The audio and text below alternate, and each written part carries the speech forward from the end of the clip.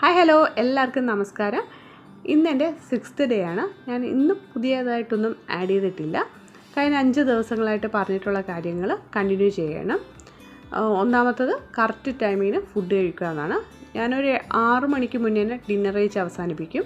നിങ്ങൾ സ്റ്റാർട്ടിങ്ങിലുള്ള ഒരാളാണെങ്കിൽ 6 മണിക്കൊന്നും ഡിന്നർ കഴിച്ച് അവസാനിപ്പിക്കേണ്ട കാര്യമില്ല. നിങ്ങൾ എത്ര മണിക്കാണോ കഴിക്കുന്നത് അതിൽ നിന്ന് 1 മണിക്കൂർ മുന്നേ നിങ്ങൾ കഴിക്കാൻ ശ്രമിക്കുക. അതായത് നിങ്ങൾ 9 മണിക്കാണ് ഡിന്നർ കഴിച്ചുകൊണ്ടിരിക്കുന്നതെങ്കിൽ നിങ്ങൾ അതിനൊരു 8:30 അല്ലെങ്കിൽ 8 മണിയാക്കുക. അങ്ങനെ ഒരാഴ്ച കഴിഞ്ഞ ശേഷം പിന്നെ അത് 7:30 ആക്കുക. നിങ്ങൾ 7 മണി അല്ലെങ്കിൽ 7-നും 8 മണിക്ക് മുന്നേ ഡിന്നർ കഴിക്കുകയാണെങ്കിൽ അത് നല്ലൊരു കാര്യമാണ്. ഒറ്റയടിക്ക് 6 മണിക്കൊന്നും ആക്കിക്കടൽ. ഞാൻ 6 മണിക്ക് ആക്കിയിട്ടുണ്ടെങ്കിൽ അത് ഞാൻ 1 വർഷത്തോളം എനിക്കത് പ്രാക്ടീസ് ആയതുകൊണ്ടാണ് എനിക്കത് പറ്റുന്നത്. രണ്ടാമത്തെ കാര്യം എന്ന് പറയുന്നത് വെള്ളം കുടിക്കുക എന്നാണ്. ഞാനിപ്പോൾ ഒരു 2.5 ലിറ്ററൊക്കെ വെള്ളം കുടിക്കുന്നുണ്ട് എല്ലാ ദിവസവും.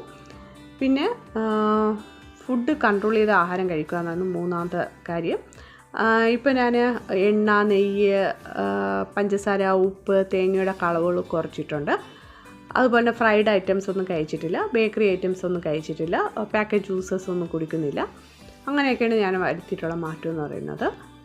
നാലാമത്തെ കാര്യം തന്നെ എക്സസൈസ് ചെയ്യുക എന്നാണ്. ഞാനിപ്പം നടക്കുകയാണ് ചെയ്യുന്നത്. നിങ്ങൾ ഇച്ചിരി ഓവർ വെയ്റ്റ് ആണെങ്കിൽ നിങ്ങൾ ആദ്യം നടക്കണ്ട, കാരണം മുട്ടുവേദനകൾ വരും. അതുകൊണ്ട് വേറെ എന്തെങ്കിലുമൊക്കെ സെലക്ട് ചെയ്യാവുന്നതാണ്.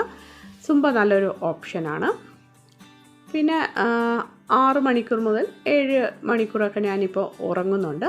അപ്പോൾ ഉറക്കം ഭയങ്കര ഇമ്പോർട്ടൻ്റ് ആണ്. നമ്മൾ നന്നായിട്ട് ഉറങ്ങിയാൽ മാത്രമേ നമ്മളെ വെയിറ്റും കുറയത്തുള്ളൂ, നമ്മളെ സ്ട്രെസ്സും കുറയത്തുള്ളൂ. അത് പ്രത്യേകം ശ്രദ്ധിക്കുക. പിന്നെ എനിക്കൊരു കാര്യം കൂടി പറയാനുണ്ടായിരുന്നു. ഞാനിത് ആദ്യമേ പറയേണ്ടായിരുന്നു, ഞാൻ വിട്ടുപോയതാണ്, സോറി. അതായത് നിങ്ങളിപ്പം ഡയറ്റൊക്കെ സ്റ്റാർട്ട് ചെയ്തിട്ടുണ്ടെങ്കിൽ നിങ്ങൾ ഇനി കുറേ ദിവസത്തേക്ക് ഈ ഫുഡ് റിലേറ്റഡ് ആയിട്ടുള്ള വീഡിയോസൊന്നും കാണരുത്. അതായത് ഫുഡ് ബ്ലോഗേഴ്സിൻ്റെ അല്ലെങ്കിൽ ഫുഡ് റിവ്യൂ ചെയ്യണം അല്ലെങ്കിൽ കുക്കിംഗ് വീഡിയോസുകളൊന്നും ഇനി കുറച്ച് ദിവസത്തേക്ക് കാണരുത്.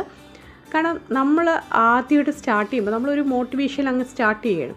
നമ്മളിങ്ങനെ ഡയറ്റൊക്കെ നോക്കി രാത്രി ഉറക്കാൻ നേരത്ത് റീൽസ് കാണുന്നത്, ഈ ഫുഡ് റിലേറ്റഡ് ആയിട്ടുള്ള റീൽസ് കാണുമ്പം നമുക്ക് തീർച്ചയായിട്ടും കൊതി വരും. നമ്മളെല്ലാം മനുഷ്യരല്ലേ.